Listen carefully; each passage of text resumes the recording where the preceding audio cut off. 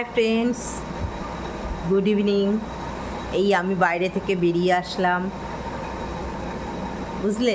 এসেই তোমাদের সঙ্গে কথা বলতে শুরু করে দিয়েছি, কারণ তোমরা জানছো দিদি ব্যারাকপুরে এসছে, আমাদের সঙ্গে কথা বলছে না। আমি তো সেইটা হতে দেব না, আমার ভাইদের আমি কষ্ট দেব না। আমি জামা কাপড় চেঞ্জ করেই তোমাদের সামনে এসে গেছি কথা বলতে। আজকে একটু বেরিয়েছিলাম একটুখানি ঘুরতে নাতনিকে নিয়ে। তো এসেই তোমাদের সাথে বসে গেছি কথা বলতে। কালকে এসে গেছি, এসে এখানে এসে বাইরে আর বেরোইনি। আজকে বেরিয়েছিলাম একটু, নাতনি, আমি, মেয়ে, শাশুড়ি, মেয়ে সবাই মিলে ঘুরতে গিয়েছিলাম। কালকে তো আসলাম, আসার পরে তো তোমার মেয়ে সব ঠিকঠাক করলো, জায়গা থাকে না তো এখানে, যার ফলে ঘরদোর একটু অগোছাল থাকে। তো আসার পরে চা করলো, ঘরদোর গুছিয়ে চা করলো। চা করার পর তারপরে সন্ধ্যার পরে তারপরে চাউ করলো। চাউ করার পরে তারপরে জামাই এলো।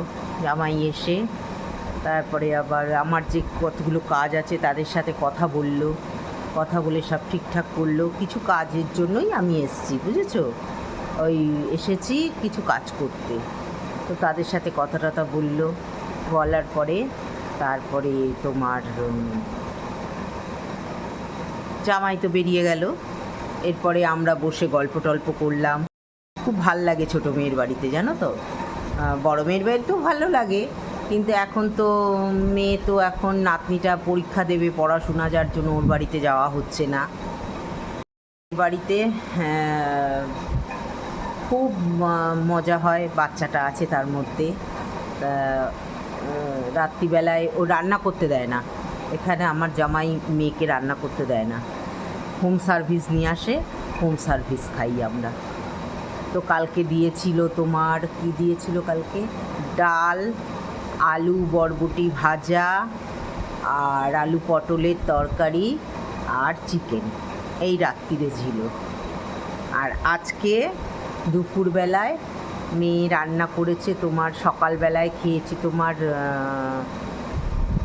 কী রান্না করলো, আলু চচ্চড়ি, আর সকাল একটা মেয়েই করে আর পরোটা।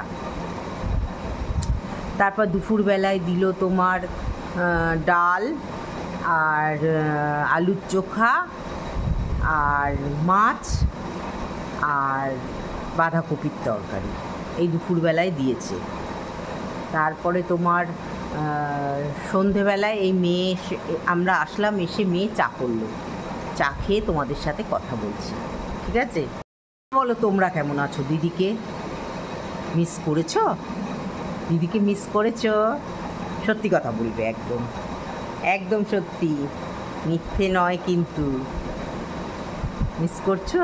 একটু দেরি হয়ে গেল, কি করব বলো, বাইরে বেরিয়েছি, তখন তো আর আসতে পারি না ঠিক মতো। বাইরে বেরোলে কি আসা যায়? বলো আমাকে, তোমরা সবাই ভালো আছো তো? হ্যাঁ, দিদি কিন্তু সব সময় তোমাদের কথা ভাবে, সব সময় তোমাদের কথা ভাবে।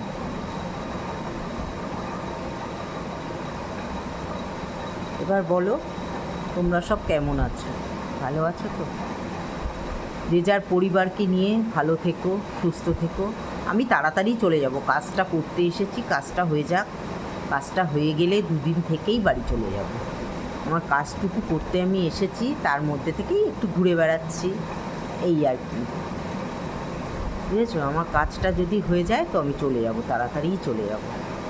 বাড়ি গিয়ে আবার তোমাদের সাথে কথা বলতে হবে না, এখানেও কোনো অসুবিধা নেই। যাই হোক, তবুও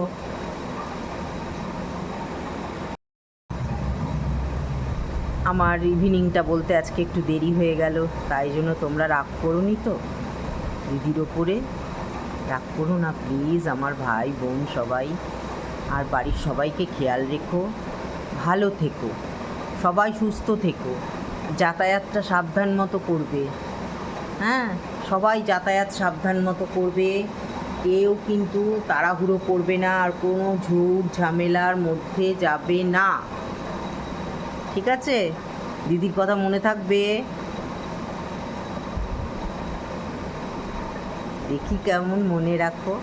তোমাদের কমেন্টসগুলো পড়ি আর আমার যে কী ভালো লাগে। শুধু উত্তর দিই, বসে থাকি কখন কমেন্টস দেবে তোমরা, সেই কমেন্টসের উত্তর আমি দেব, এই আশায় আমি বসে থাকি জানো। সত্যি বলছি, আমি তোমাদের নিয়েই বেঁচে আছি, ভীষণ ভালো আছি আমি তোমাদের নিয়ে, বুঝেছো? দিদিকে ভুল বুঝো না, দিদির সাথে থেকো। দিদি ব্যারাকপুর এসেছে কাজ করতে, আবার সময় হয়ে গেলে বাড়ি চলে যাব, ঠিক আছে? উত্তর দিও। তবে এখনকার মতো রাখি, টাটা।